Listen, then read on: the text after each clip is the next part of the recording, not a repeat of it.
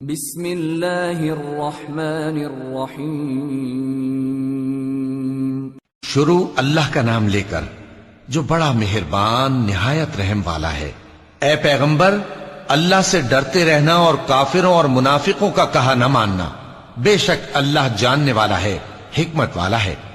اور جو کتاب تم کو تمہارے پروردگار کی طرف سے وحی کی جاتی ہے اسی کی پیروی کیے جانا۔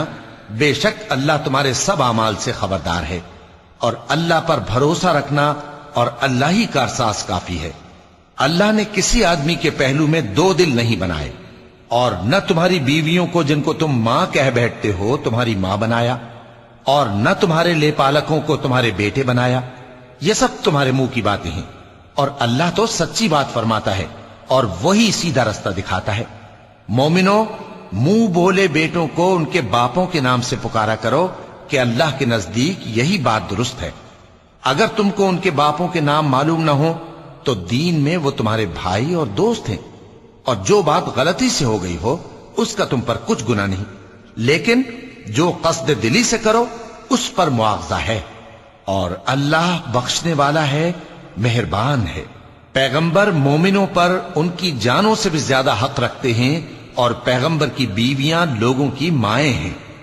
اور رشتہ دار آپس میں کتاب اللہ کی روح سے مسلمانوں اور مہاجروں کے مقابلے میں ایک دوسرے کے ترکے کے زیادہ حقدار ہیں، مگر یہ کہ تم اپنے دوستوں کے ساتھ احسان کرنا چاہو۔ یہ حکم کتاب یعنی قرآن میں لکھ دیا گیا ہے۔ اور جب ہم نے پیغمبروں سے ان کا عہد لیا، اور تم سے اور نوح سے اور ابراہیم سے اور موسیٰ سے اور مریم کے بیٹے عیسیٰ سے، اور ہم نے عہد بھی ان سے پکا لیا تاکہ سچ کہنے والوں سے ان کی سچائی کے بارے میں اللہ دریافت کرے، اور اس نے کافروں کے لیے دکھ دینے والا عذاب تیار کر رکھا ہے۔ مومنو، اللہ کی اس مہربانی کو یاد کرو جو اس نے تم پر اس وقت کی جب فوجیں تم پر حملہ کرنے کو آئیں تو ہم نے ان پر آندھی چھوڑ دی اور ایسے لشکر نازل کیے جن کو تم دیکھ نہیں سکتے تھے، اور جو کام تم کرتے ہو اللہ ان کو دیکھ رہا ہے۔ جب وہ لوگ تمہارے اوپر اور نیچے کی طرف سے تم پر چڑھ آئے، اور جب تمہاری آنکھیں پھر گئیں اور دل مارے دہشت کے گلوں تک پہنچ گئے، اور تم اللہ کی نسبت طرح طرح کے گمان کرنے لگے، اس موقع پر مومن آزمائے گئے اور سختی سے ہلا ہلا دیے گئے۔ اور جب منافق اور وہ لوگ جن کے دلوں میں بیماری تھی کہنے لگے کہ اللہ اور اس کے رسول نے تو ہم سے محض دھوکے کا وعدہ کیا تھا، اور جب ان میں سے ایک جماعت کہتی تھی کہ اے اہل یثرب، یہاں تمہارے ٹھہرنے کا مقام نہیں تو لوٹ چلو، اور ایک گروہ ان میں سے پیغمبر سے اجازت مانگنے اور کہنے لگا کہ ہمارے گھر کھلے پڑے ہیں، حالانکہ وہ کھلے نہیں تھے، وہ تو صرف بھاگنا چاہتے تھے۔ اور اگر فوجیں اطراف مدینہ سے ان پر آ داخل ہوں پھر ان سے خانہ جنگی کے لیے کہا جائے تو فوراً کرنے لگیں، اور اس کے لیے بہت کم توقف کریں، حالانکہ پہلے اللہ سے اقرار کر چکے تھے کہ پیٹ نہیں پھیریں گے۔ اور اللہ سے جو اقرار کیا جاتا ہے اس کی ضرور پرسش ہوگی۔ کہہ دو کہ اگر تم مرنے یا مارے جانے سے بھاگتے ہو تو بھاگنا تم کو فائدہ نہیں دے گا، اور اس صورت میں تم بہت ہی کم فائدہ اٹھاؤ گے۔ کہہ دو کہ اگر اللہ تمہارے ساتھ برائی کا ارادہ کرے تو کون تم کو اس سے بچا سکتا ہے، یا اگر تم پر مہربانی کرنا چاہے تو کون اس کو ہٹا سکتا ہے۔ اور یہ لوگ اللہ کے سوا کسی کو نہ اپنا دوست پائیں گے اور نہ مددگار۔ اللہ تم میں سے ان لوگوں کو بھی جانتا ہے جو لوگوں کو منع کرتے ہیں اور اپنے بھائیوں سے کہتے ہیں کہ ہمارے پاس چلے آؤ،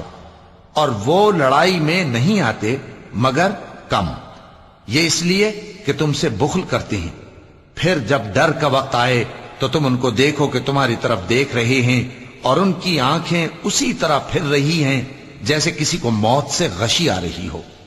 پھر جب خوف جاتا رہے تو تیز تیز زبانوں کے ساتھ تمہارے بارے میں باتیں کریں اور مال میں بخل کریں۔ یہ لوگ حقیقت میں ایمان لائے ہی نہ تھے، تو اللہ نے ان کے اعمال برباد کر دیے، اور یہ اللہ کو آسان تھا۔ یہ لوگ خوف کے سبب خیال کرتے ہیں کہ فوجیں نہیں گئیں، اور اگر لشکر آ جائیں تو تمنا کریں کہ کاش خانہ بدوشوں میں جا رہے ہیں، اور تمہاری خبر پوچھا کریں، اور اگر تمہارے درمیان ہوں تو لڑائی نہ کریں مگر کم۔ مسلمانوں، تم کو اللہ کے رسول کی پیروی کرنی بہتر ہے، یعنی ہر اس شخص کو جسے اللہ سے ملنے اور روز قیامت کے آنے کی امید ہو، اور وہ اللہ کا ذکر کثرت سے کرتا ہو، اور جب مومنوں نے کافروں کے لشکر کو دیکھا تو کہنے لگے یہ وہی ہے جس کا اللہ اور اس کے پیغمبر نے ہم سے وعدہ کیا تھا، اور اللہ اور اس کے پیغمبر نے سچ کہا تھا، اور اس سے ان کا ایمان اور اطاعت اور زیادہ ہو گئی۔ مومنوں میں کتنے ہی ایسے شخص ہیں کہ جو اقرار انہوں نے اللہ سے کیا تھا اس کو سچ کر دکھایا۔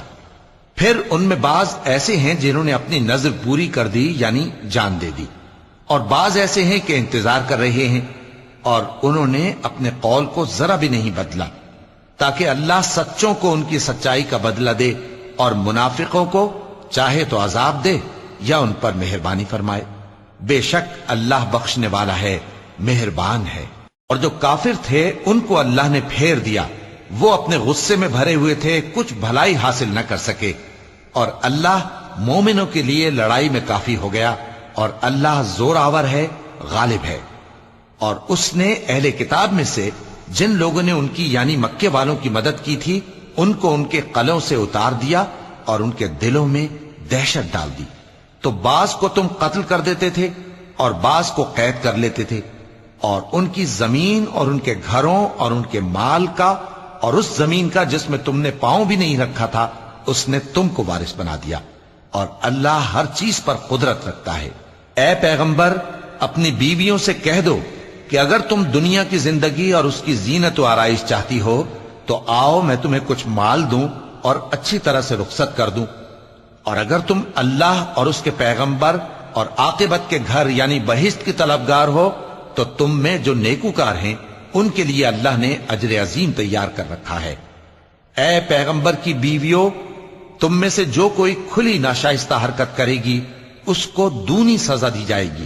اور یہ بات اللہ کو آسان ہے۔ اور جو تم میں سے اللہ اور اس کے رسول کی فرما بردار رہے گی اور عمل نیک کرے گی اس کو ہم دونا ثواب دیں گے، اور اس کے لیے ہم نے عزت کی روزی تیار کر رکھی ہے۔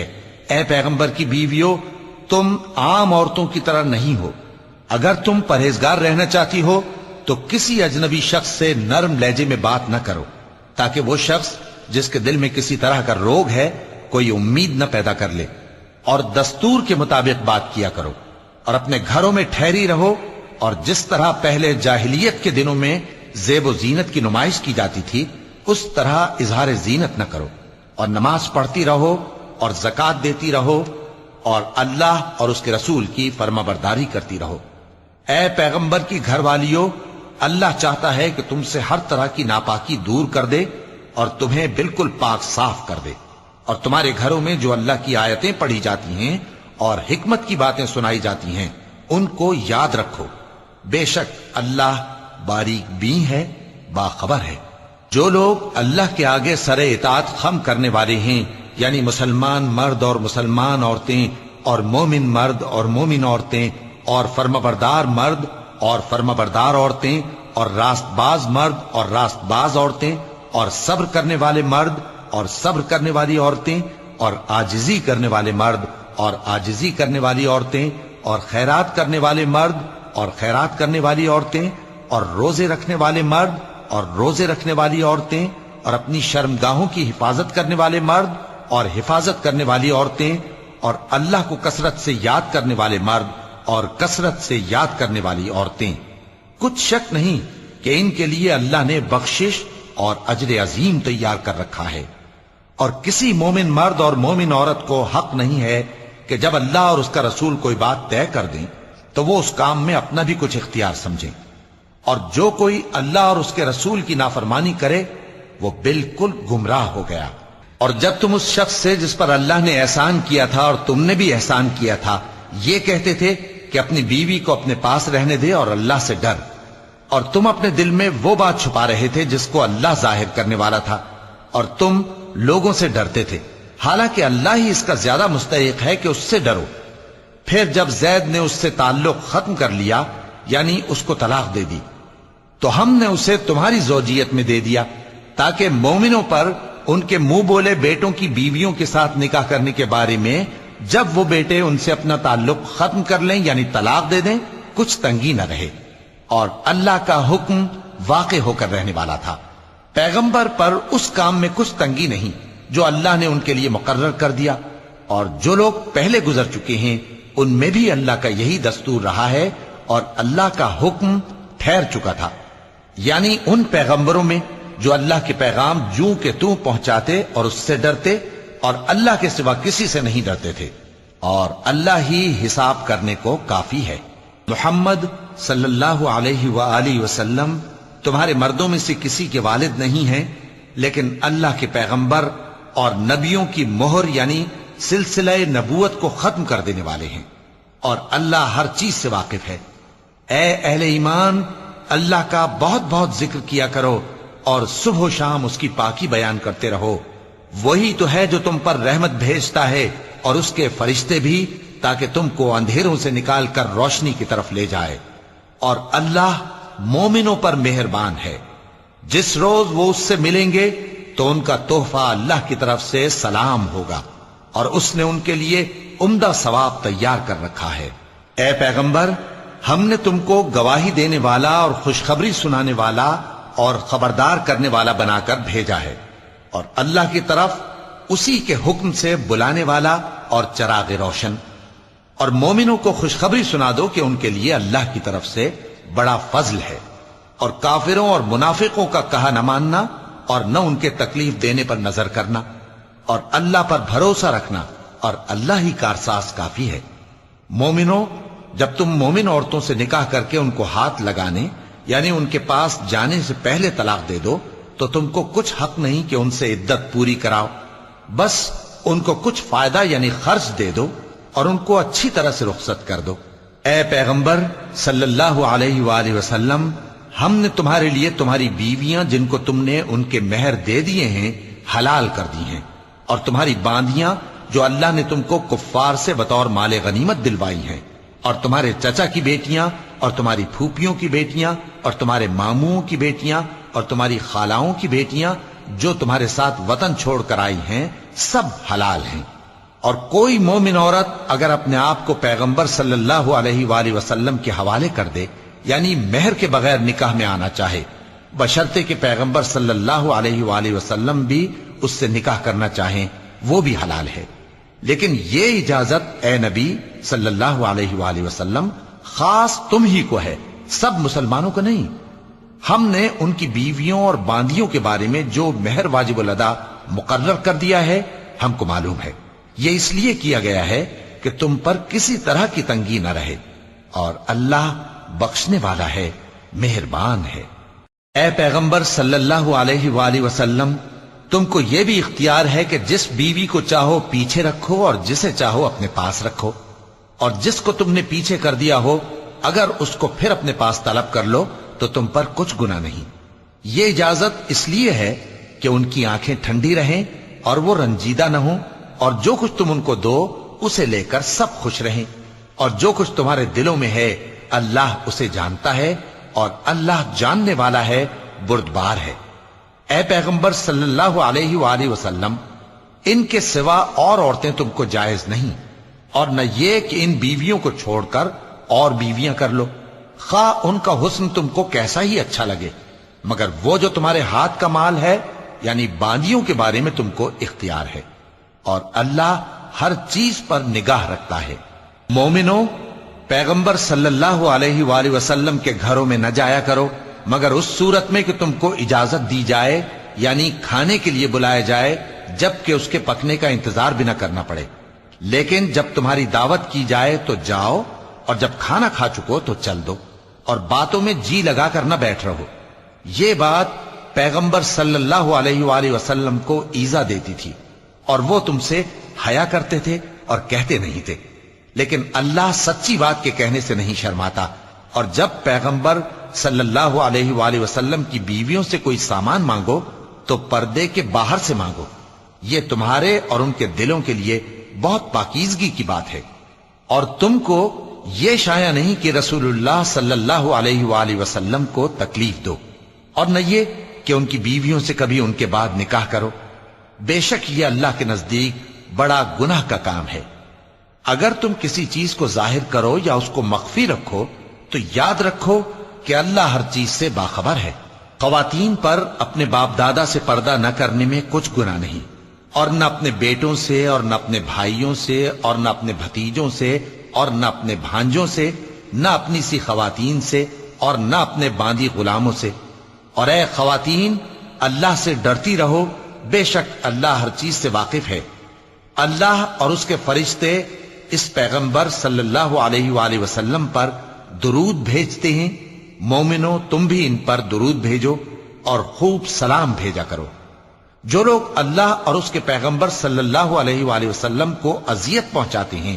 ان پر اللہ دنیا اور آخرت میں لعنت کرتا ہے، اور ان کے لیے اس نے ذلیل کرنے والا عذاب تیار کر رکھا ہے۔ اور جو لوگ مومن مردوں اور مومن عورتوں کو ایسے کام کی تہمت سے جو انہوں نے نہ کیا ہو ایذا دیں،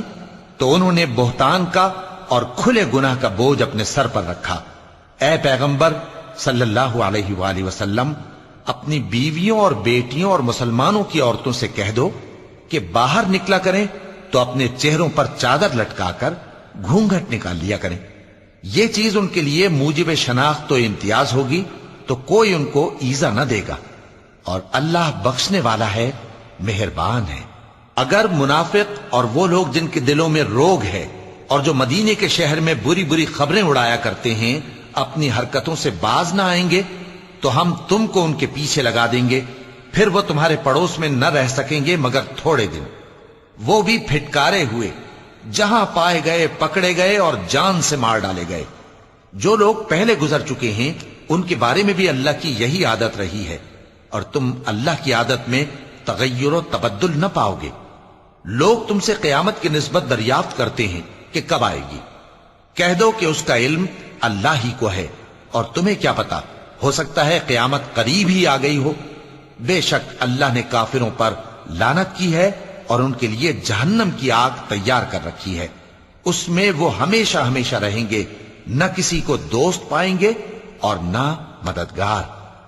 جس دن ان کے چہرے آگ میں الٹ پلٹ کیے جائیں گے تو کہیں گے اے کاش ہم اللہ کی فرما برداری کرتے اور رسول صلی اللہ علیہ وآلہ وسلم کا حکم مانتے، اور کہیں گے کہ اے ہمارے پروردگار، ہم نے اپنے سرداروں اور بڑوں کا کہا مانا تو انہوں نے ہم کو رستے سے بھٹکا دیا۔ اے ہمارے پروردگار، ان کو دگنا عذاب دے اور ان پر بڑی لعنت کر۔ مومنو، تم ان لوگوں جیسے نہ ہونا جنہوں نے موسیٰ کو عیب لگا کر رنج پہنچایا تو اللہ نے ان کو بے عیب ثابت کر دیا، اور وہ اللہ کے نزدیک آبرو والے تھے۔ مومنو، اللہ سے ڈرا کرو اور بات سیدھی کہا کرو، وہ تمہارے سب کام سنوار دے گا اور تمہارے گناہ بخش دے گا۔ اور جو شخص اللہ اور اس کے رسول صلی اللہ علیہ وآلہ وسلم کی فرمانبرداری کرے گا تو بے شک بڑی مراد پائے گا۔ ہم نے بار امانت کو آسمانوں اور زمین اور پہاڑوں پر پیش کیا تو انہوں نے اس کے اٹھانے سے انکار کیا اور اس سے ڈر گئے،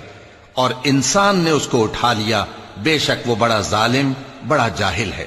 تاکہ اللہ منافق مردوں اور منافق عورتوں اور مشرک مردوں اور مشرک عورتوں کو عذاب دے، اور اللہ مومن مردوں اور مومن عورتوں پر مہربانی کرے، اور اللہ تو بخشنے والا ہے، مہربان ہے۔ صدق اللہ العظیم۔